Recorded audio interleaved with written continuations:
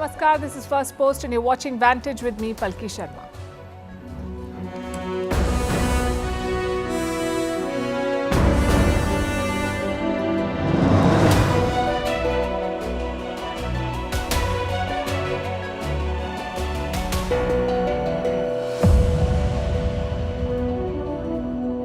After more than 6 weeks of war, a truce may be in sight in Gaza. Not a complete end to the fighting, but the prospect of meaningful pauses and the release of some hostages by Hamas. We'll tell you about the deal being brokered by Qatar. Meanwhile, BRICS has called a meeting to discuss the war. India's Prime Minister Narendra Modi will not attend. We'll tell you why. The latest twist in the Sam Altman drama. He is joining Microsoft, or is he? Saudi Arabia and China have signed a currency deal, a major step towards de-dollarization. Italy has had an epic Mafia trial, 200 people convicted with a cumulative sentence of over 2,200 years. Hungary's Viktor Orban is training his guns on the EU chief and linking her to Soros. And Taylor Swift is feeling the heat. We'll explain the headlines first. War hit Ukraine marks the 10th anniversary of the Maidan Revolution. The protest movement led to the ouster of Kremlin-backed President Viktor Yanukovych. Meanwhile, leaders have once again started making a beeline for Kiev after US Defense Secretary, now EU Chief and German Defense Minister visit the Ukrainian capital. Azerbaijan accuses France of stoking a new war in the Caucasus. Its president slams Paris for arming Azerbaijan's arch-rival Armenia. Baku and Yerevan have been locked in a decades-long conflict over Nagorno-Karabakh. France, home to a large Armenian diaspora, has been criticized by Baku for having a pro-Armenia bias. Germany freezes part of its budget after an adverse court ruling. Last week, a court ruled that Chancellor Olaf Scholz's coalition had broken rules. $65 billion meant for pandemic support were diverted to a climate fund. Now, most projects under the climate fund have been suspended. Argentina will not be joining BRICS. That's the claim made by the new president's top aide. Javier Milei won the presidential election on Sunday. Milei's aide says Argentina has nothing to gain by joining BRICS now, but does not rule out joining the bloc in the future. Brazil records its hottest temperature ever. The country saw record-breaking heat of 44.8 degrees Celsius on Sunday. Climate change and El Nino are being blamed for the soaring temperatures. Red alerts have been issued across Brazil. And US rapper A$AP Rocky will stand trial for allegedly shooting his friend. The incident took place in Hollywood in November of 2021. The 35-year-old, who shares 2 children with Rihanna, denies the charge.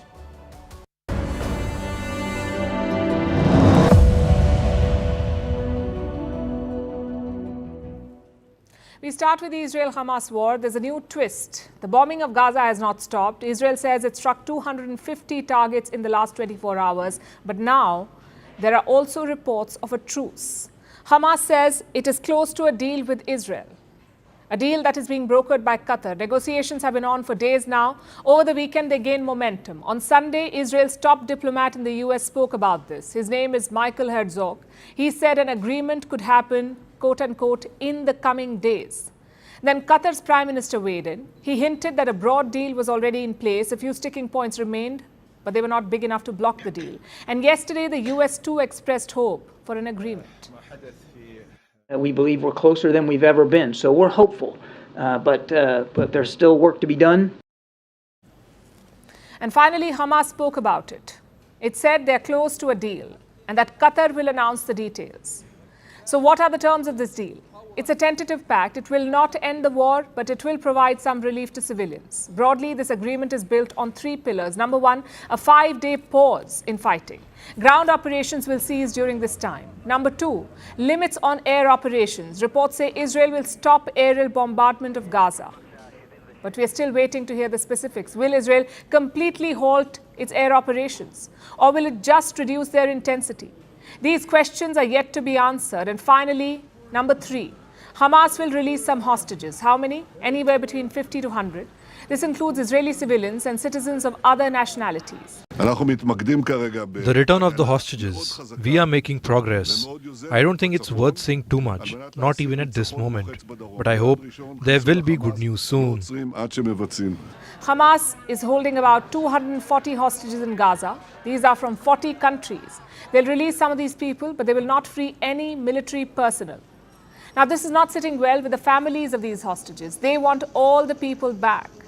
Recently, these families held a protest march. It lasted 5 days. They walked from Tel Aviv to Jerusalem to build pressure on the Netanyahu government. Yesterday, some of them also met the war cabinet, and they said they were disappointed. This is incredibly disappointing because I feel that at this point, when we know that taking down Hamas, we keep hearing from them, is going to take months or years, and it's going to take a long time. The clock is ticking. The longer this war continues, the harder it would be to rescue everyone, and the conflict is widening. Israel is fighting on multiple fronts. Today, it was provoked by Iran. Yemen's Houthi rebels seized a cargo ship. It was operating in the Red Sea. The Houthis say the ship belongs to Israel, so they seized it and captured the crew.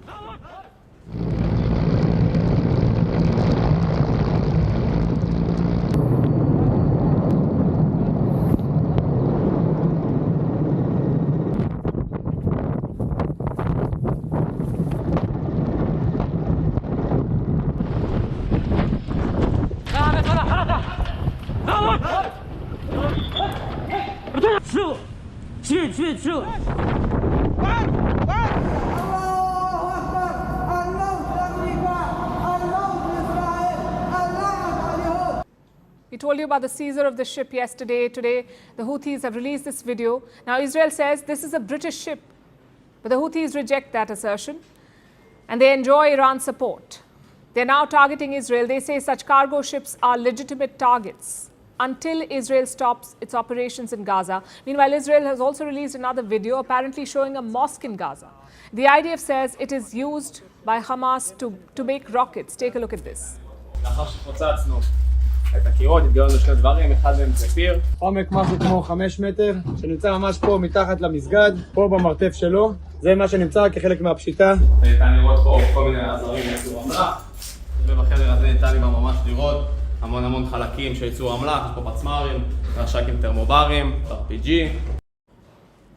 Now, we cannot verify these claims. Israel is fighting this war both with guns and cameras. It is releasing such videos every day to justify the offensive and to fight the narrative war. And the other side too is unrelenting. They keep trashing the Israeli version of events. They go over these videos frame by frame and highlight what they call inconsistencies, like this one. Israel released a video a few days ago from inside the Al-Shifa hospital. Within hours, they deleted it. Then they uploaded another video the next day, apparently after removing some bits. Then there was yet another video, an Israeli soldier inside one of the Hamas tunnels. He showed curtains and suggested that they could have been set up to record hostage videos. Now, Israel's critics say that such curtains are common in Palestinian households. So this is very much a narrative war, and it is intensifying. How do we verify which version holds water?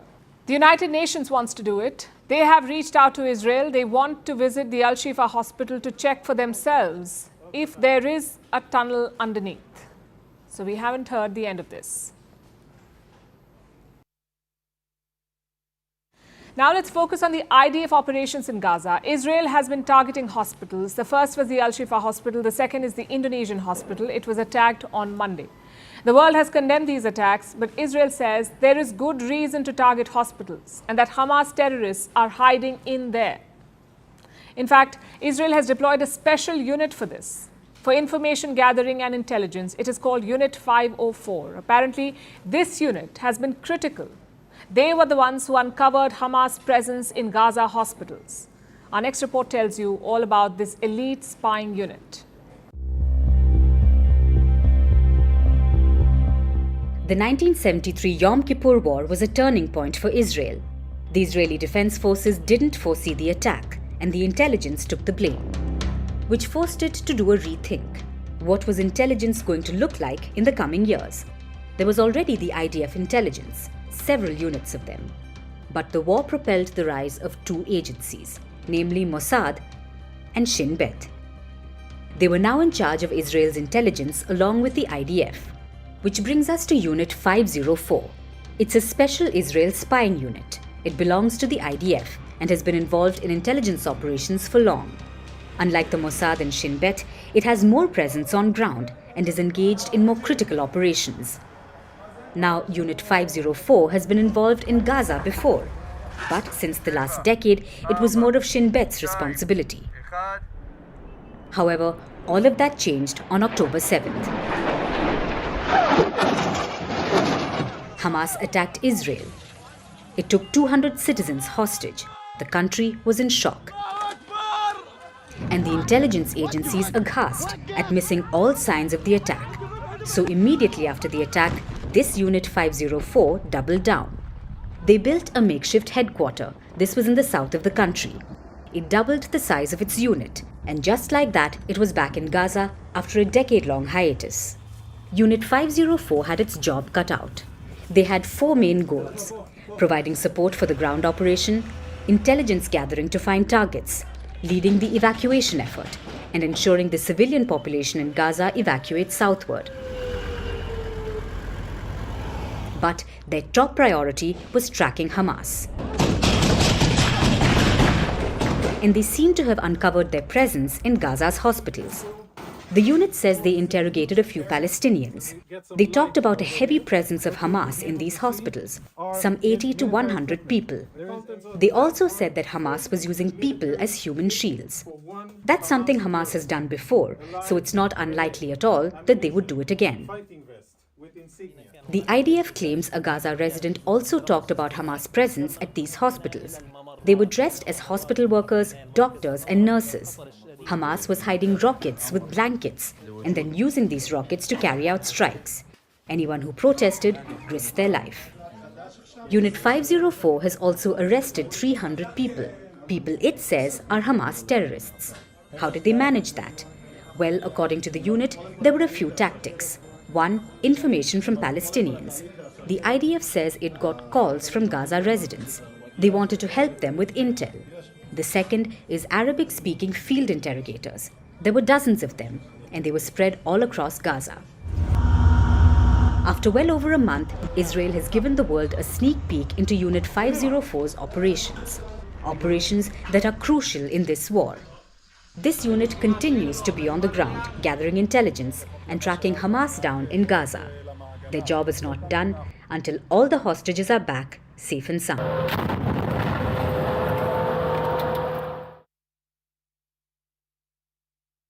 As Qatar negotiates a truce, diplomacy is heating up around the world. The latest to join the bandwagon is BRICS, the group of Brazil, Russia, India, China, and South Africa.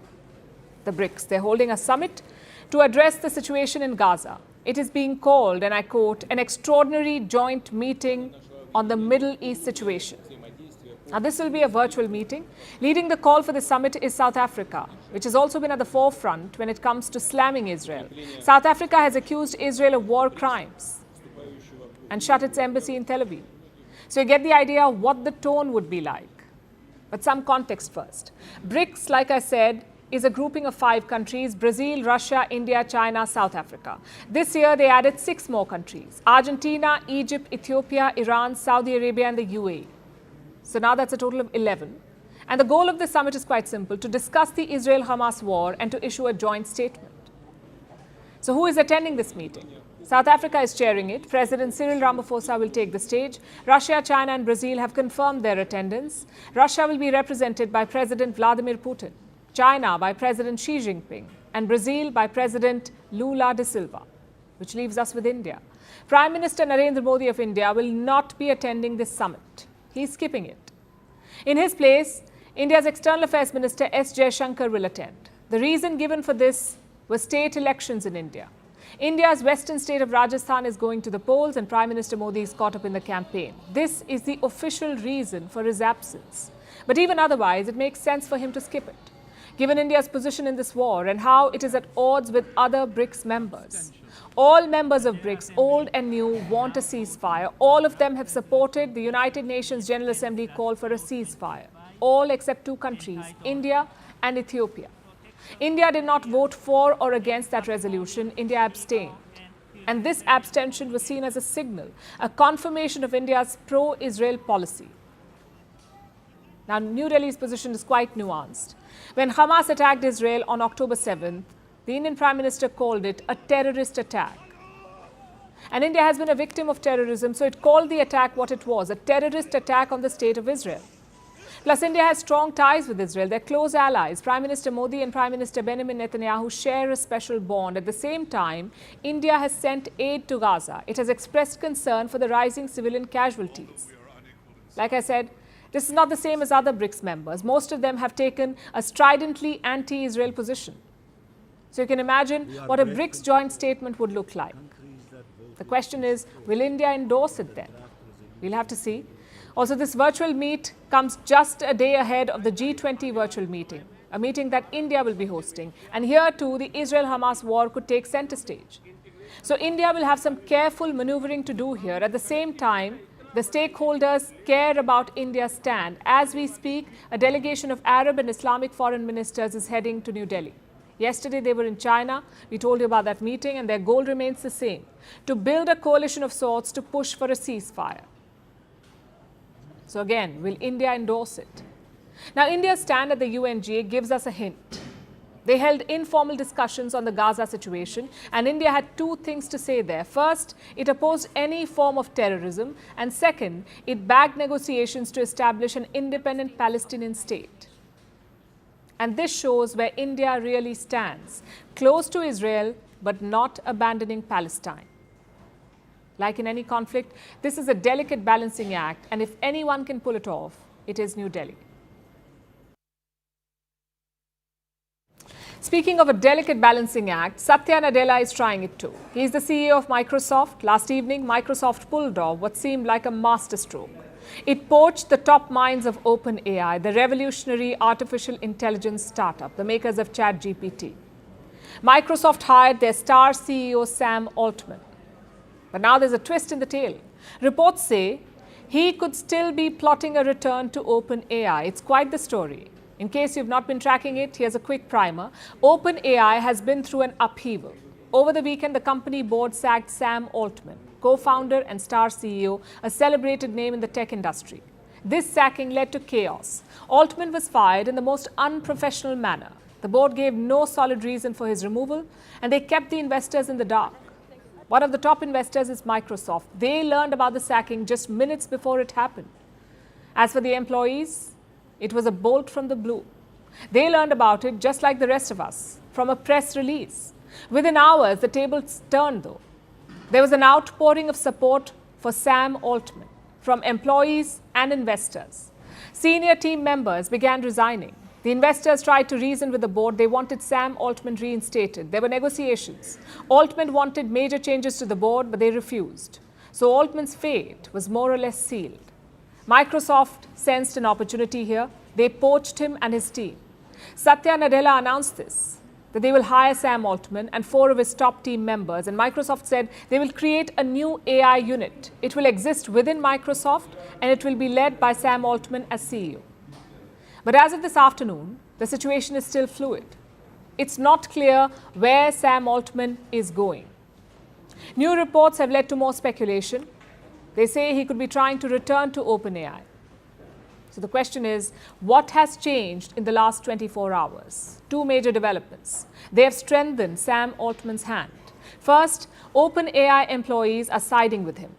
They have written a letter addressed to the board. They want Sam Altman to be reinstated and the board to quit. Else, they will all resign.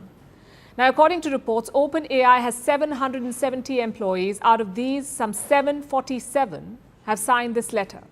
That's over 90% of the company siding with a fired CEO. It's as dramatic as it gets. And what are these employees saying? They say they have an assurance from Microsoft they will join the company if OpenAI does not get its act together. Interestingly, one board member is among the signatories.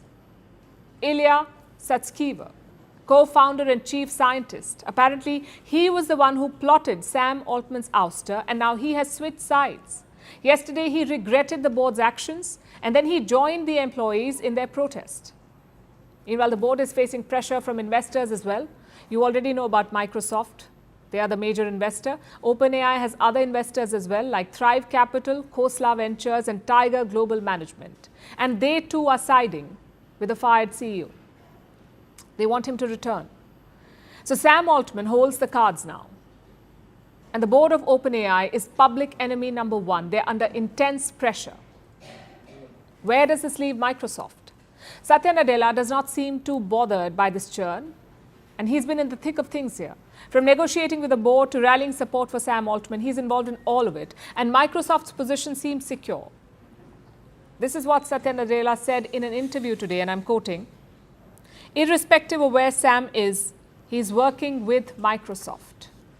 Reports say if he returns to OpenAI, Microsoft will be fine with it, but they have two conditions. One, they want the board of directors to quit, and two, they want OpenAI's governance structure changed." So this is still a developing situation. On day 4 of this boardroom battle, it's advantage Sam Altman. Now let's talk about Saudi Arabia. It is deepening ties with China. Today they've signed a deal to trade in their native currencies and sideline the US dollar. The deal is worth almost $7 billion and it's valid for 3 years. This is basically a currency swap agreement, a financial contract between the central banks of China and Saudi Arabia, and this is what it means. Henceforth, China's central bank will maintain a reserve of the Saudi riyal, and the Saudi central bank will keep China's yuan. So when a payment needs to be made, these banks will just use the native currencies. The Saudis will settle their bills in yuan, and the Chinese will use the riyal. It's a win-win for them. So who is the loser? The US dollar. This is another attempt to de-dollarize. And China has been pushing for this. You see, China is Saudi Arabia's biggest trading partner, mainly due to the oil purchases. This pact, though, is mostly about non-oil trade. At the same time, it is a step towards de-dollarization. It sets a precedent for other regional players like the UAE and Iraq. These are major oil producers. They're exploring ways to conduct non-oil trade without using the dollar. And the yuan might appeal to them. And China has been busy promoting it. Before the deal with Saudi Arabia, China had 29 swap agreements with various countries. The list includes key West Asian powers as well, like Qatar and Egypt. And now Saudi Arabia is the latest to join. Just another step in their deepening relationship, the one between Riyadh and Beijing. In March, Saudi Arabia normalized ties with Tehran. It was a pact brokered by China. In August, the BRICS decided to expand. And here too, China pushed for Saudi inclusion. And this week, Saudi Arabia's foreign minister visited Beijing seeking China's support to de-escalate the Gaza war. Plus, they have booming bilateral trade, mostly thanks to China's large crude orders. Let's look at some numbers. Last year, China paid $65 billion to Saudi Arabia. This was just for the crude purchases, $65 billion. It made up about 83% of the kingdom's exports to China. Although they're thinking beyond crude oil now, the Crown Prince of Saudi Arabia wants to diversify his economy, to end the dependence on oil revenues, and China could help MBS realize this vision. Last year, Xi Jinping visited Riyadh. Several agreements were signed. They were valued at about $50 billion, $50 billion. And more deals were announced this year when Riyadh hosted a major event, an Arab-China business summit. 30 agreements were signed here, spread across sectors like technology, renewables, agriculture, real estate, mining, tourism, healthcare. And now we have a yuan-rial swap agreement. It could become the vehicle to enable these investments. So instead of a sudden shift, they're slowly moving the dollar out of their equation. The American currency might be the present for Riyadh, but the Chinese yuan could be its future. Now let's look at Italy, where they just concluded the Mafia trial of the century.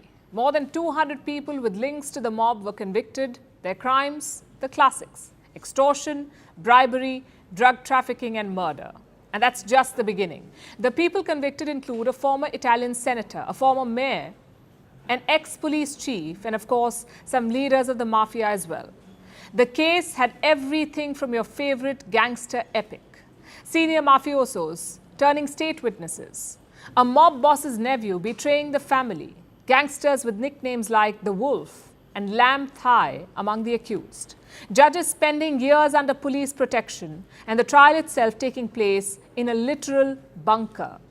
The cumulative sentence adds up to about 2,200 years, and it may end up making a real dent to cocaine trafficking in Europe. Our next report has all the details.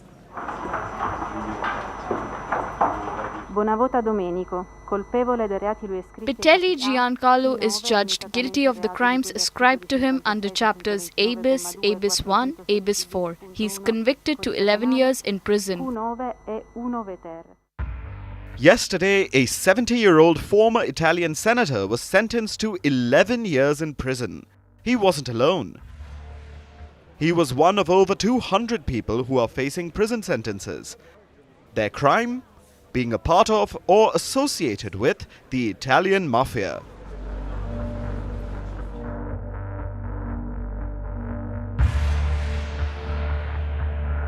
Many familiar with the Mafia automatically think of Sicily and the infamous Cosa Nostra. Yesterday's judgment wasn't about them. It was against their less famous and arguably more successful neighbors. The Mafia from Calabria, the 'Ndrangheta. Over 150 crime families or clans make up the 'Ndrangheta. Together, they control about 80% of Europe's cocaine market. Their annual turnover is estimated at about $60 billion. And they have operations ranging from South America to Australia. The 'Ndrangheta are a force to be reckoned with, but it looks like their moment of reckoning came in 2019. After years of investigation, about 2,500 police officers descended upon Vibo Valentia. It's an area in the heart of Italy's Calabria region, and it's a seat of power for the 'Ndrangheta. The infiltration of the criminal organization in the province of Vibo Valentia was so deep-rooted and so widespread, so alarming, so disturbing that I think it can be noted that there was no aspect of the life of the social-economic fabric of the province that was not conditioned by the capacity of the force of intimidation of this so dangerous criminal organization. Hundreds were arrested in 2019, most of them during the raid at Vibo Valentia. After this, some gangsters collaborated with the police, and more associates were picked up. When the trial finally began in 2021, about 330 people were facing charges, including that senator we mentioned earlier. He was a member of the Forza Italia party, led by former Prime Minister Silvio Berlusconi. The party is a member of Italy's present ruling coalition. But it wasn't just one senator. You had the former mayor of a town called Pizzo, regional council members, at least one police chief, and a number of people from various walks of life. Most of the defendants were judged to be hand in glove with the Mafia. More than 200 of the 330-odd defendants have been pronounced guilty, in what looks like Italy's biggest Mafia trial since the 1980s. Surely that cruel, violent and recurring part of the 'Ndrangheta, which has sown that sense of fear for decades, is hit. There is a strong message that civil society and especially those entrepreneurs and shop owners who are still being crushed by the 'Ndrangheta's stubbornness that they can't trust the state. There is a need for us to make our own contribution through the power of reporting to the police. This is certainly the most important message coming out of this first instance verdict. It wasn't easy to reach this verdict. The judges have been under police protection for the duration of this trial. That's about 2 years and 10 months. The trial itself took place in a call center on the outskirts of the city of Lamezia Terme. A normal courtroom wasn't secure enough. The call center was fortified into a makeshift bunker. There were even metal cages installed for the defendants. After all, it's dangerous to take the stand in a Mafia trial. Then, there wasn't enough proof to find all 330 suspects guilty. About 100 had to be acquitted. And the worst part is, this trial only focused on one of the major 'Ndrangheta families, the Mancuso clan of Vibo Valentia. They are one of the most powerful in the 'Ndrangheta, but they aren't the only ones. The other top bosses are yet to face justice. Despite this, the trial was a historic first step. A massive blow to the 'Ndrangheta. But the work has just begun. Italy should celebrate this victory, but it cannot rest on its laurels just yet.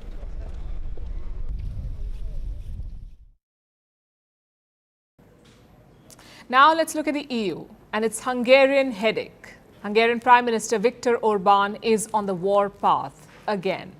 And his latest target is Ursula von der Leyen, the President of the European Commission. Orban's Hungary is the rebel among the EU member states.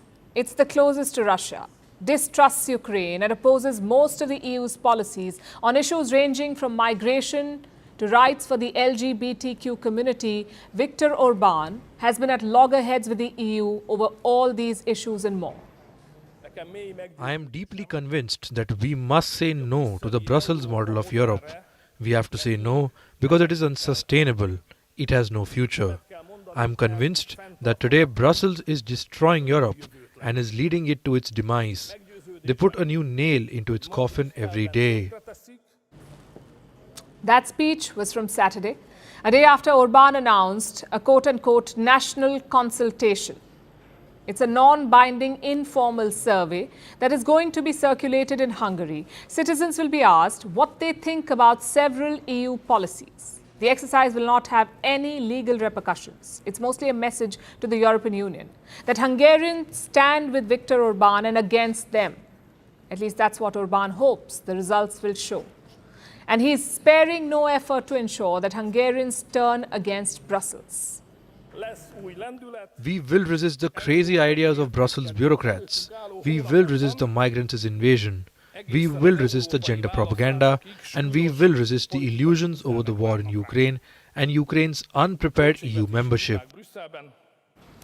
Yesterday, these signs cropped up all over Hungary. They show Ursula von der Leyen alongside Alex Soros, son of George Soros, the billionaire behind the Open Society Foundations, or OSF. The Soros family has been accused of meddling in politics in countries around the world. They're known to fund the opposition to right-wing conservative governments, which makes them reviled by Orban and other conservative leaders. Putting Alex Soros next to von der Leyen is a clear message then, that she is also an enemy. Next to their photo is a message in Hungarian. It roughly translates to this: let's not dance to the tune they whistle. This is Orban's latest attack against Brussels, and it specifically targets von der Leyen for the first time. But that's not the only new thing about it. Viktor Orban has done this before with von der Leyen's predecessor, Jean-Claude Juncker. In 2019, Orban had taken out attack ads against him as well.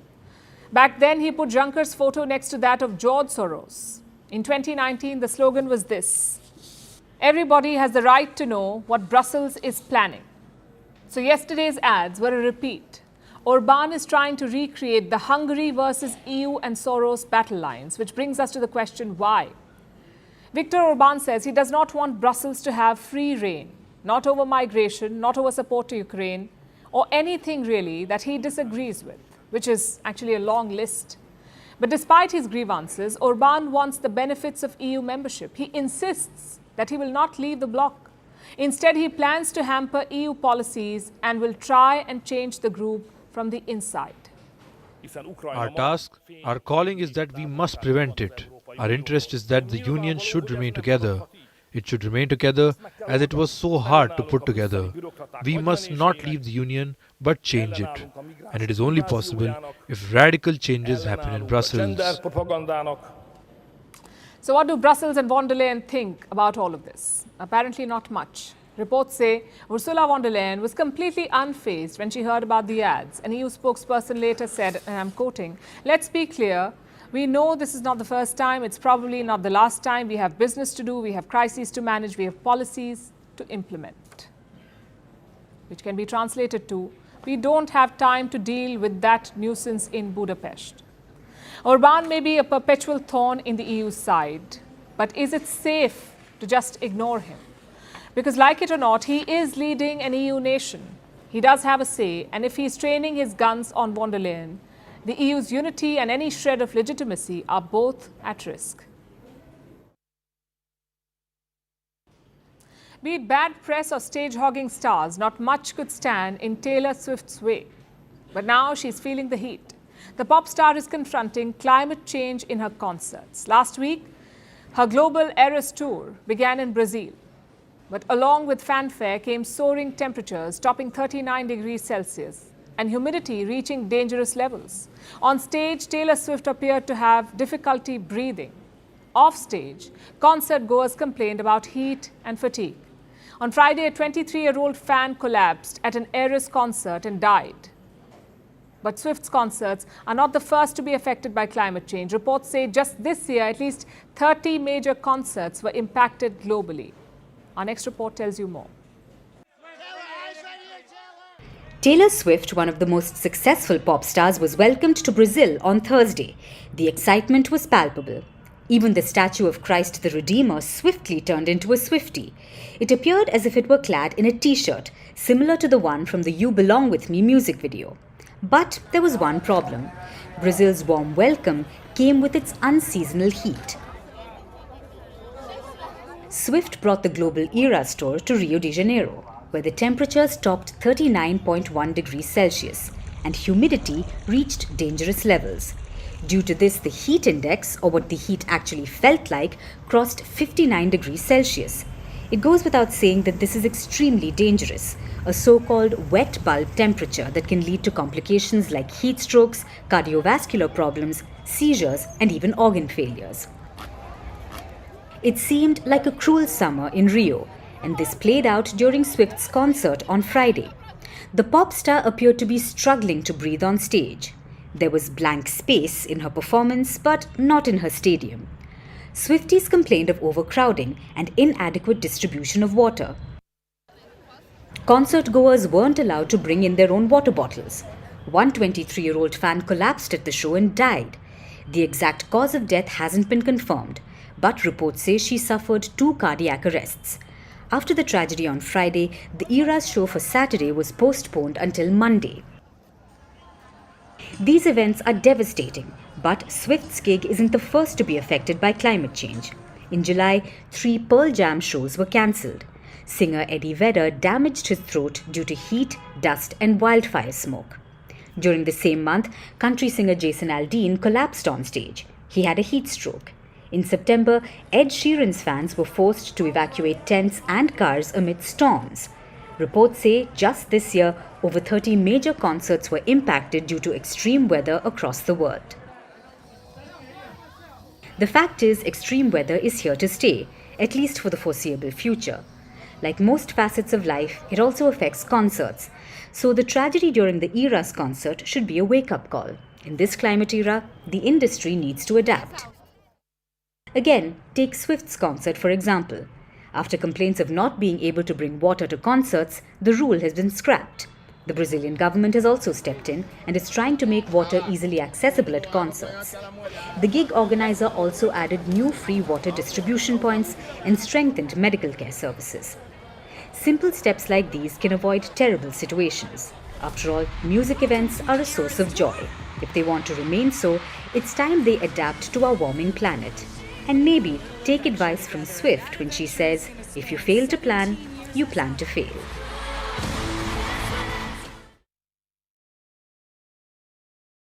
Speaking of gripping heat, let's shift our focus to Asia, where tensions are rising. Taiwan is heading to elections in less than 2 months. North Korea wants to launch a spy satellite again. America is advising the Philippines over a chip in the South China Sea. And amid all this, China is heading in another direction. Remember, China is the source of a lot of this tension, but now it wants to ease fraught ties using fur balls. Last week, China said it could send new pandas to America. It has called them envoys of friendship. This is a black and white case of panda diplomacy. So what is Beijing's panda diplomacy, and who are the lucky winners of this gesture? Also, why? Our next report tells you. The year was 1972. A historic visit was underway. Former US President Richard Nixon was in Beijing. Over dinner, the First Lady, Patricia Nixon, told China's Premier, Zhou Enlai, that she loved pandas. And there it was. China sent 2 pandas to Washington as a gift. And so began China's panda diplomacy with the US. Over the decades, more bears were added to the list. 4 American zoos hosted Chinese pandas consistently. They became vastly loved. Fans sometimes traveled thousands of kilometers to catch a glimpse of them. When the original pandas from 1972 died, China sent 2 more pandas to Washington in 2000. But earlier this month, pandemonium gripped America. Pardon the pun.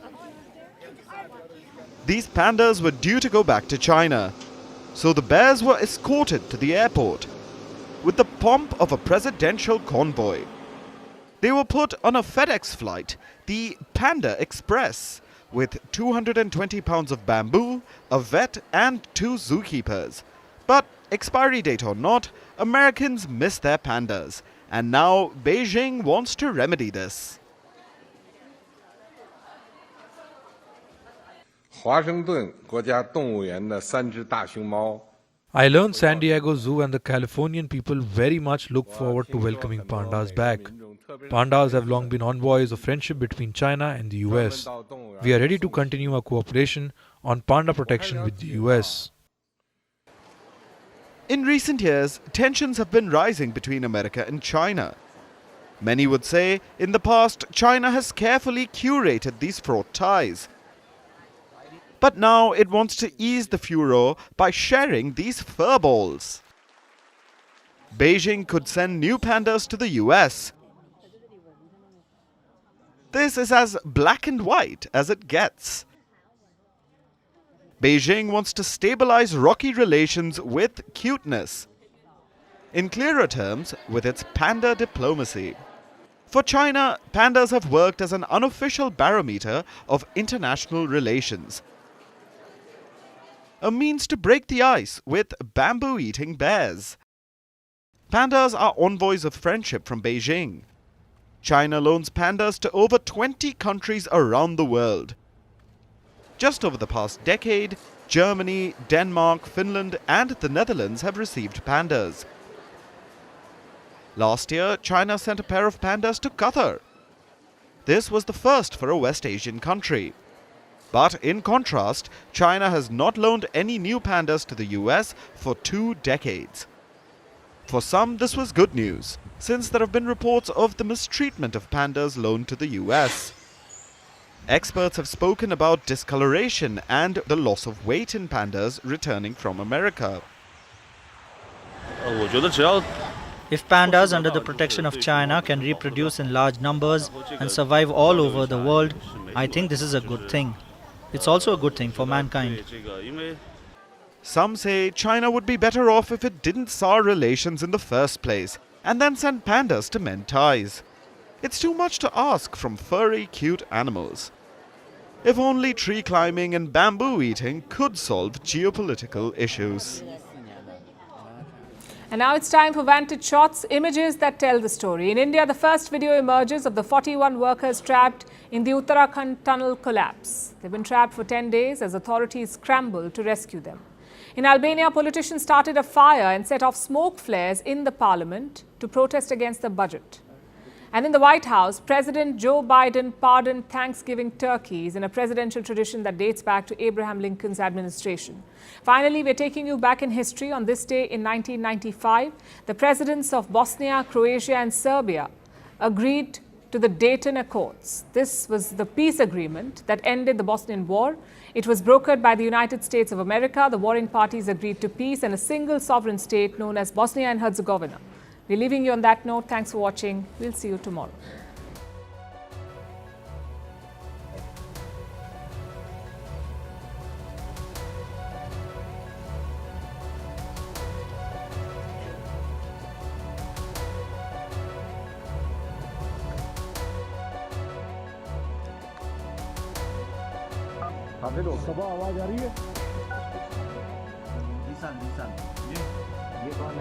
ये विश्वजीत है sir हम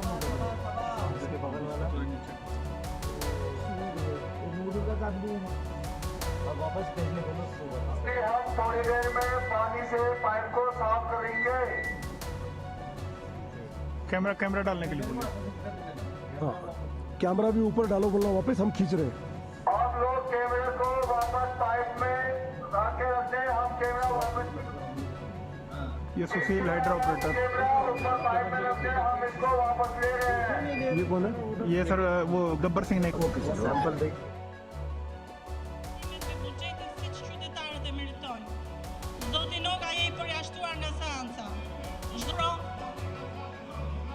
83 vota pro miratohet në parim. Projekt ligj për disa shtesa në ligjin numër 92/2014 për tacimin mbi vlerën e shtuar në Republikën e Shqipërisë ndryshore së këvendit, votimi do të jetë në parim, hapet votimi për prezencën. 73 deputet janë prezent, mbyllet votimi, vazhdojmë me votimin e akteve.